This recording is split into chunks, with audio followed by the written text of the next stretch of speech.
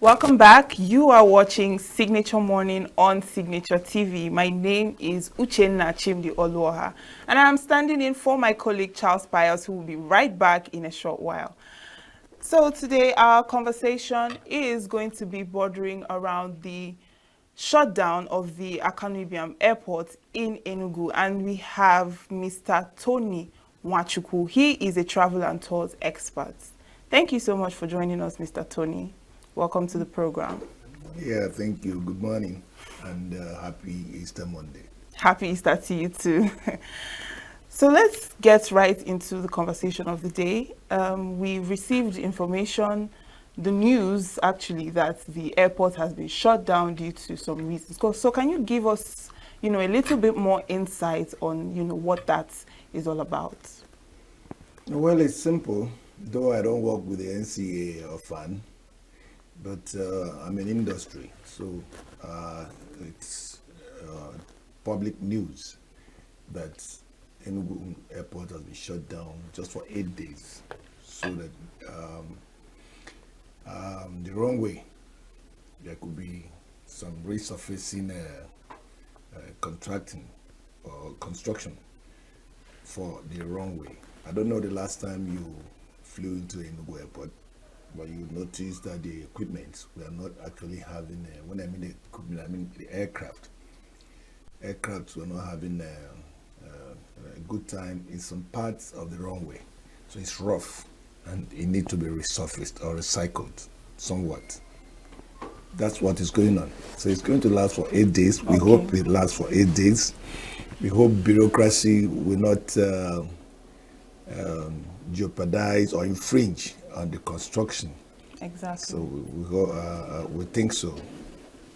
Yes. Exactly. Okay. And as a travel and tours expert, this temporary shutdown will definitely affect, movement and travel patterns. So how would this further affect, the passenger traffic flow, into the southeast? Because Enugu, the airport here in Enugu is like one of the major airports we have in the southeast. So how would this affect the travel flow? Well, we feel for the passengers, even when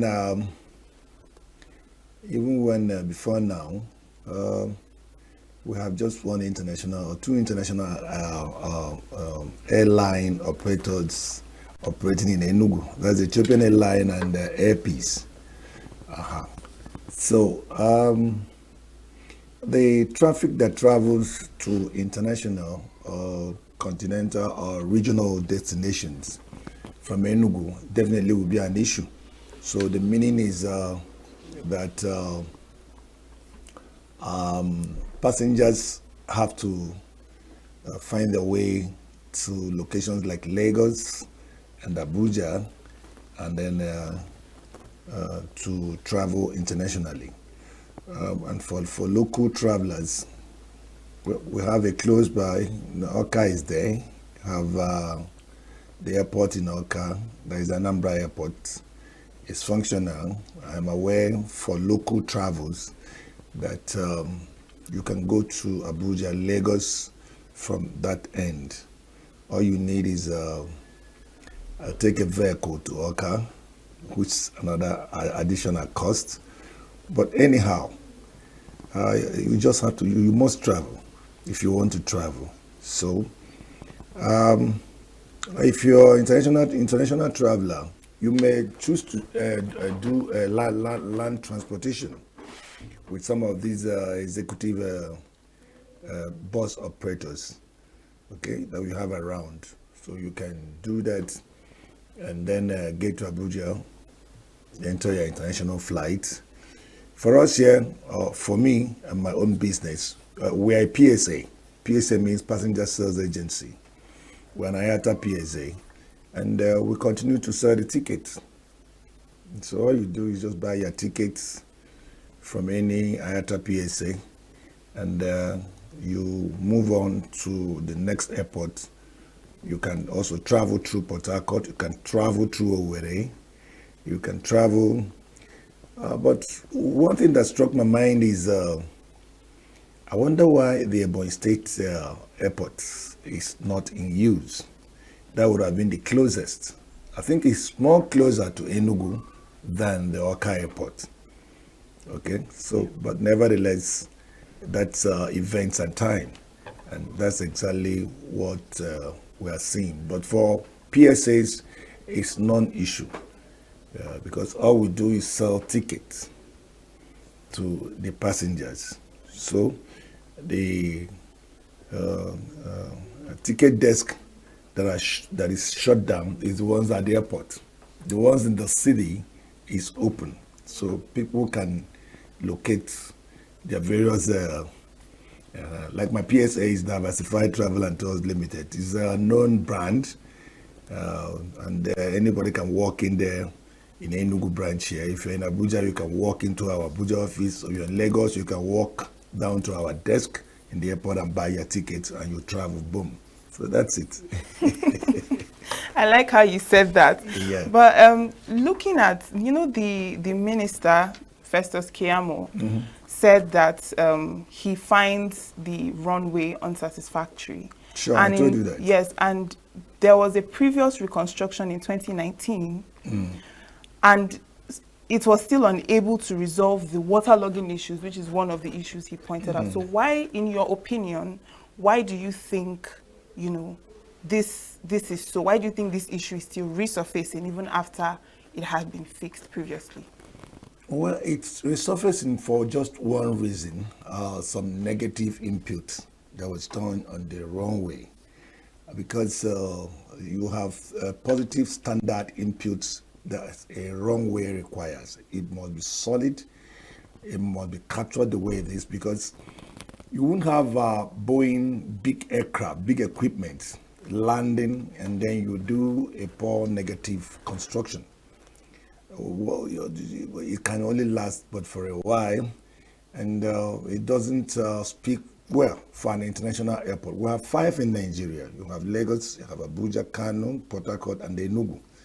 So, and now that is identified, that's government for you. Otherwise, the proper thing is to get the contractor that did the first job or the other rehabilitation, and then find out what the design was, okay, what level of what's the design, and then how long was it scheduled to be, the construction, so that it doesn't appear that somebody just grabbed public funds and then maybe share it with his network and then make his own money and then just walk away. So it's a very shoddy work. But even when they are going to work on it now, there is still need that the contractors that did that job before now need to be invited and queried why an airport a few years ago, I think it's about 2 or 3 years ago, that construction was done, is an issue, truly is an issue. But I hope this time around we'll have something solid, because you don't hear this reconstruction, rehabilitation, recycling, all these things, whatever the language anybody is using in locations like Abuja, Port Harcourt, and Lagos, and even Kano. So why Enugu?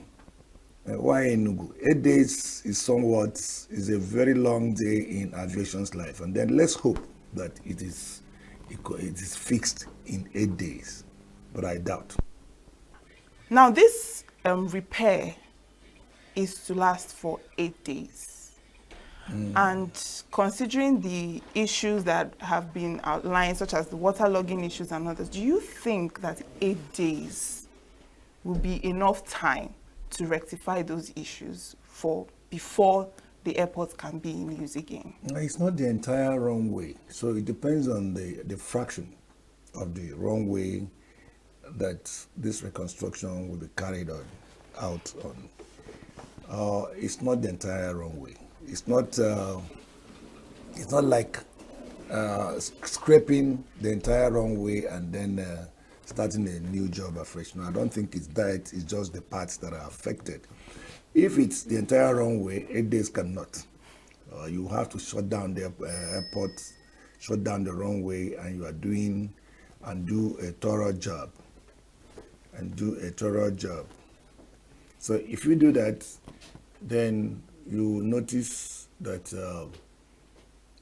8 days will not be enough. But for now, since it's just a fraction of the runway, it depends what the contractor told the ministry, the assurances he gave. Exactly. So, but the important thing is that there is need for quality rehabilitation that must be of international standard. And speaking about the contractors, now, do you think the government is doing enough to hold these contractors accountable? Because this issue probably came from, a work not properly done by the previous contractor.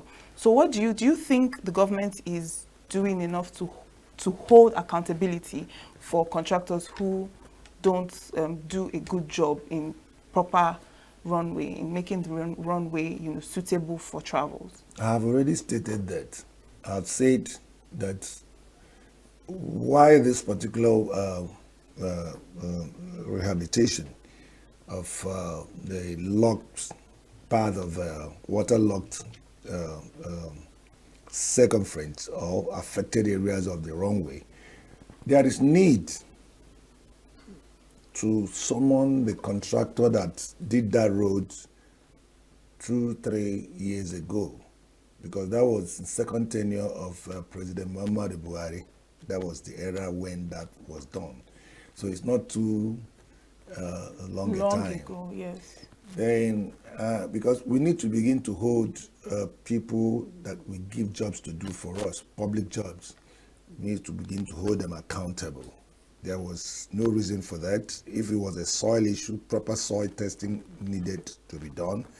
And then they need to, there was every reason and every need for them to capture that area. But see, it's a soil issue. It's a soil issue, and then you get this things via soil tests. And then, sorry, let me not talk about geology here. So, but nevertheless, there is need to hold accountable people that do this poor jobs. There is need. The only way you find out what did you bid for, what did you tender, how much did you say you're going to do this job with, and then why is it so? Then how many people bidded for it? Why not the guy that said his own is 1 million instead of the person that said his own is 500,000? So they will look at it and then they invite them because it's public fund. And then we are talking about life of people and equipment in the sky landing there. So, but we have seen it. Water, they say water not get enemy. And then they say don't ever dare water, because if you dare water, it will continue to do what you don't like, because somebody is obstructing its natural channels. So let's see whether this job in 8 days will address the log issue. Thank you. Exactly.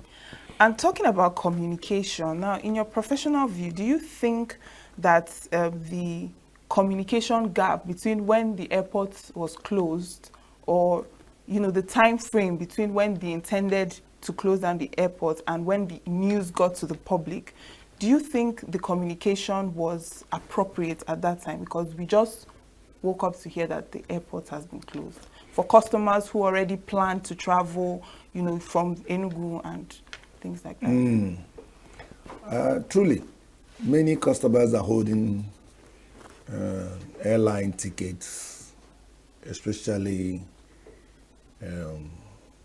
those that are affected, international travelers.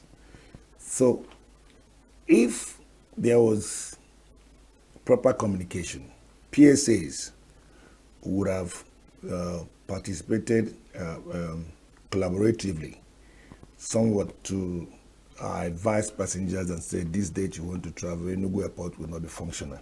So this is how you can travel. Now you can go through Abuja, you can go through this. Like you said, it just was just a drop of sudden information. It just came. And there is need for, that also called for need for our government to be releasing, communicable informations very well ahead of time.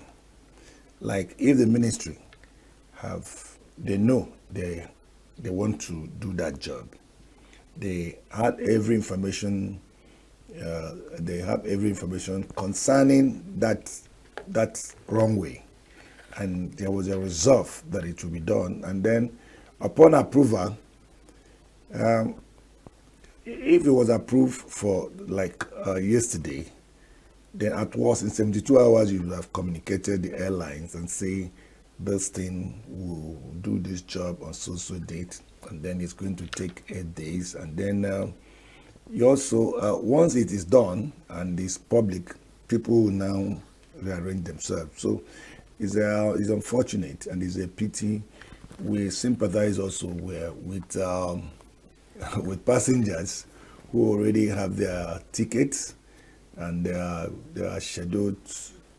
already scheduled to travel via Enugu, from Enugu to international destinations or regional destinations. So we hope next time that the government, especially because issues of aviation is consequential issues. It's not just something you just handle, because it's like a pinching your ear and you believe the head will not feel the pain. Exactly, exactly. So that is it. So it's just about improved communication. Yes, you said 72 hours at least. From date of approval. Exactly. Aside the 72 hours, what other suggestions rather do you have as to how better communication can be, achieved for customers and between the customers and the airlines, aside the time gap? What other communication measures do you think? No.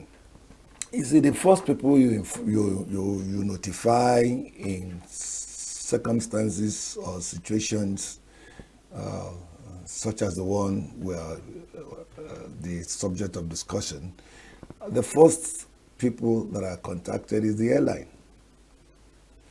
Once you contact the airline, then the airline will do the needful, such as they will advise the GDS operators. GDS operators is General Distribution Systems. That is those that own the platforms where these tickets are issued. So a very simple thing will happen. PSAs will receive the information. And then, because this information is coming from NCA, Nigerian Civil Aviation Authority. So if the PSAs receive it, we have NANTA, National Association of Nigerian Travel Agencies. So these bodies will get these informations, and then on the system, you won't have tickets. You won't have tickets availability for that date on the GDS. They will not be there. So that is it. Okay. Now, from a customer service angle, Okay. how should, you're a travel expert, so you would know better. How would travel experts, how do you think they should manage disruptions like this, grounded flights and last minute cancellations and issues like this? How do travel experts manage these sort of impromptu last minute issues? Already, our own firm, we have been circulating for all passengers that is holding tickets issued by our firm. We already have notified them and will continue to notify it via email messages, via phone communications, telephone voice communications. That is what they call voice audio, and then other channels of communication. We have been doing that and up to this morning, but And also in the messages, we inform the customers that they stand not to lose anything, because they would travel to the next destination. And one of the customers called in and said, "Who will pay for my land transport to Port Harcourt?" Okay, that's an issue. Yes. So, and our response was simple. Our guy, we apologize, but you remember that we only issued a ticket for you to travel from Enugu. So, if you don't want to travel through Port Harcourt or Lagos or Abuja or Kano, we will simply put this ticket back for refund. Okay, because it's not compulsive that you must travel. You are the person holding the tickets. You want to travel, but like we call this force majeure. I told the customer, say, you can see that this measure has impacted on you, and then is also creating further unscheduled budgeted expenditure by you. So, but what do we do? It's not our fault as a PSA, and then the airlines too. It will not be their fault. But if we had this information pronto, that's earliest that the approval for that was done, so no passenger would have buy tickets for a day. An airport will be closed. Okay, so nobody will buy ticket to travel on that date from there. So we continue to say we are sorry, and then I don't know, but the passengers have to bear it. Yes. They just have to. And in your opinion, how does this event, how does it reflect on Nigeria's aviation maintenance culture and the need for proactive rather than reactive infrastructure planning? We need to, if we have 5 international airports, it should be international airports of international standards. How can Enugu have one runway? If anybody says if Enugu is an international airport, Enugu should have about 5 runways. At worst 3. So in this type of situation, you only shut down the one that is impacted by nature, and then the other 2 will be open for whatever. So, but you know, our system developed these aviation infrastructures on basis of, you know, the travel population. Really, Enugu travel population is quite not on the what you call an advanced travel population. They are not. And so, but how do you do that? You can't force an environment to update to what it is not. Okay? So it is for the government of that environment to see how they can also increase their population. If you have an increased population, you have more people traveling by air. It's not luxury to travel by air. It's quick and silent. It's just the sky is free for the equipments to fly in. So in the sky, the equipments are also developed for high-speed movement. And then what it means is that if Lagos is a place you go to by land for 8 hours, it takes you just 1 hour, or about 59 minutes, 1 hour on dot to get to Lagos or get to Abuja. So, and that's the issue. So we don't have, but we should have these airports. Enugu should have 3 runways, for Christ's sake. They should have 3 runways, not 1 runway. You don't continue to say you're shutting airport down to maintain one particular runway. So why not make it 2? Why not make it 3? And you mentioned that Enugu is not really populated when it comes to the passenger flow. Why? Yes. Why do you think this is so?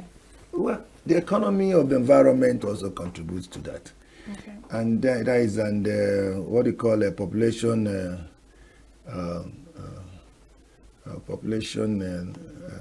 locational population residency. Like when you look at the housing program, the layouts you have in Enugu.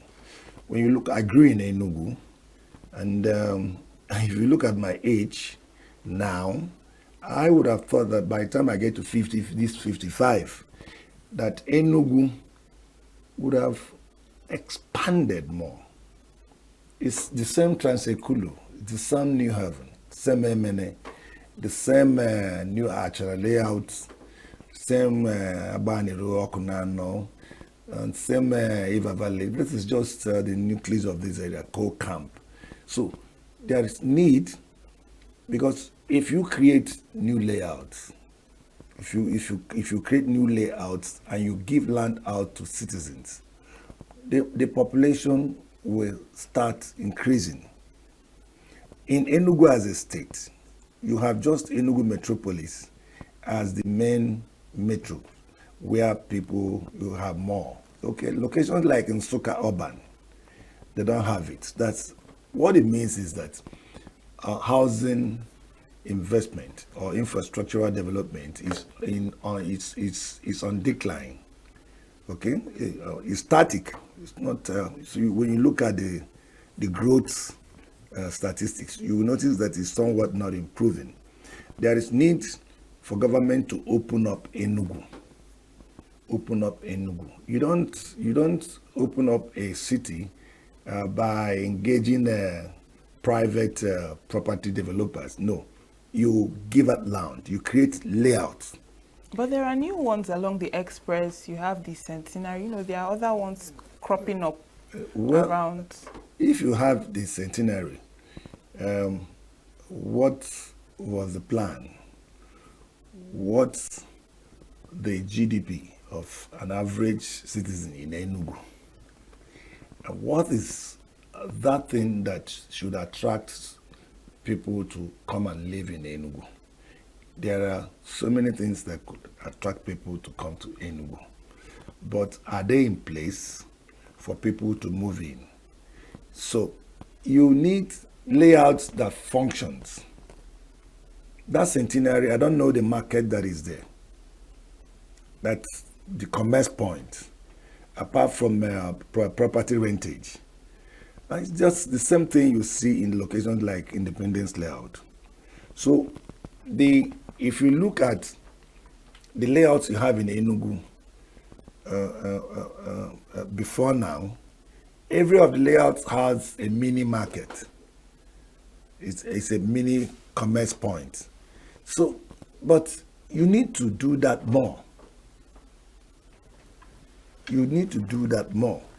There are locations in Enugu you can't get accommodation for 1.5 million, flat apartment. So, and it is the government business to say, this is the kind of house we want in Enugu, so that more people can come. If you cross Oji River and you are moving into Anambra, you will know the community you are moving into. It's point to point.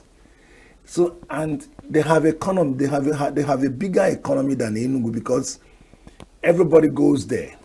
Housing is affordable for people. So once housing is affordable, and then you have educational institutions located in the layout, you have health institutions or facilities available, and then you have security. So people will move in, industries will move in. Before now, eminence by the express or whatever used to be industrial layouts. So where are the industries? Where are the industries? So the industry we have in Enugu is leisure industry. People build more on hotels. Exactly. And then when you move into those hotels, you will notice that facilities, okay, It's not just the room where you sleep. So I don't want to go. Sorry, I'm talking about tourism now. So let me not go deep and concentrate on what you just said, what we're discussing. There are so many ways to make Enugu, this airport, to have more passengers. But it is not just because of the passengers that is depriving the airport from not being of international standards. You don't have one wrong way and say you have an international airport. Yes, IATA have approved this, but remember there is a commitment.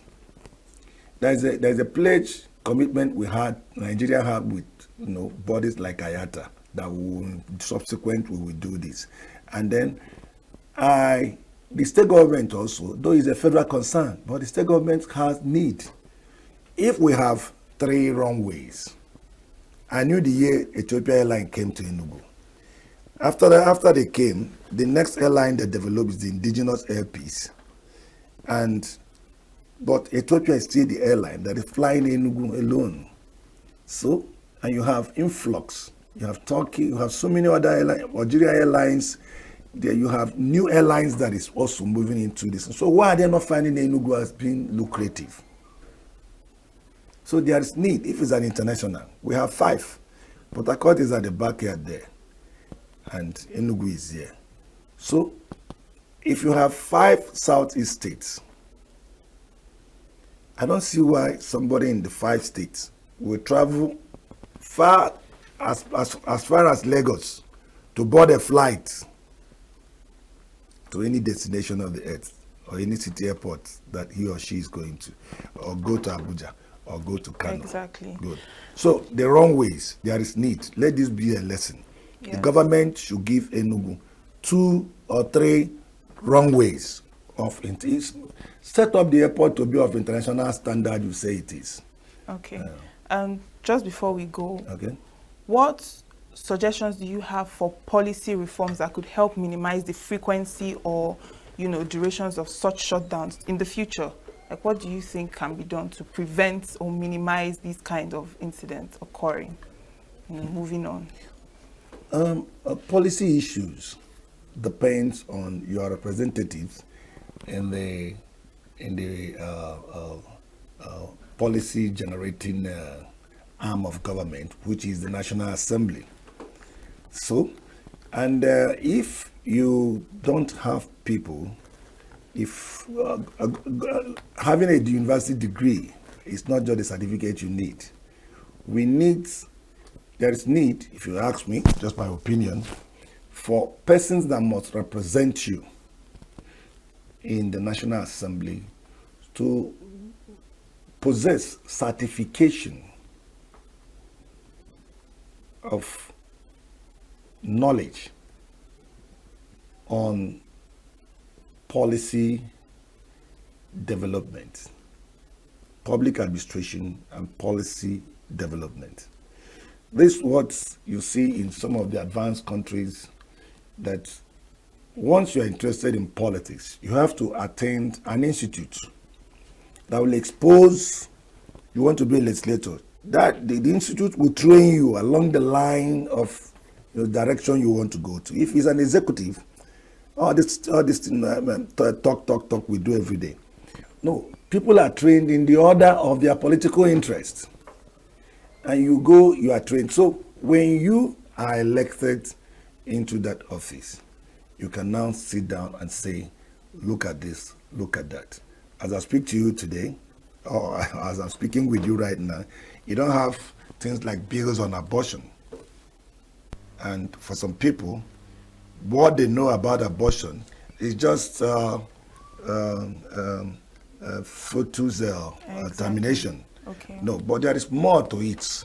People in medical lines can tell you that. But in that place, nobody's trained to understand that. So we need trained professionals. We need trained professionals, okay, people who understand what environment is like. In the order of the environmental schedules, it's nature that did it, not us. So we should know it. And that's why we'll continue to have conflict of interests and management. You don't have policies, don't see these policies.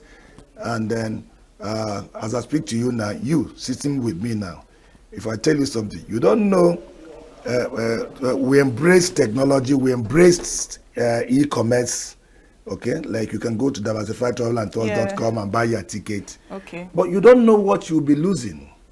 You don't know the taxes you'll be incurring.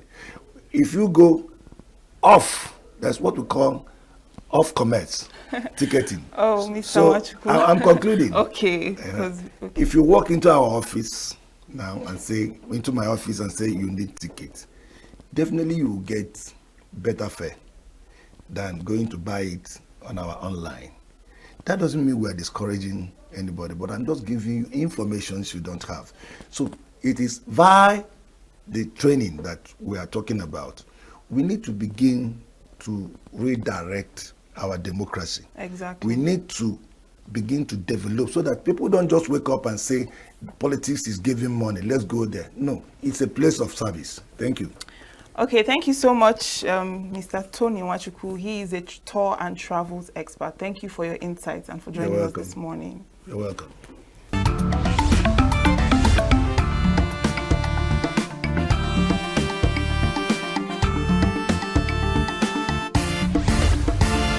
Signature TV, news in your pocket.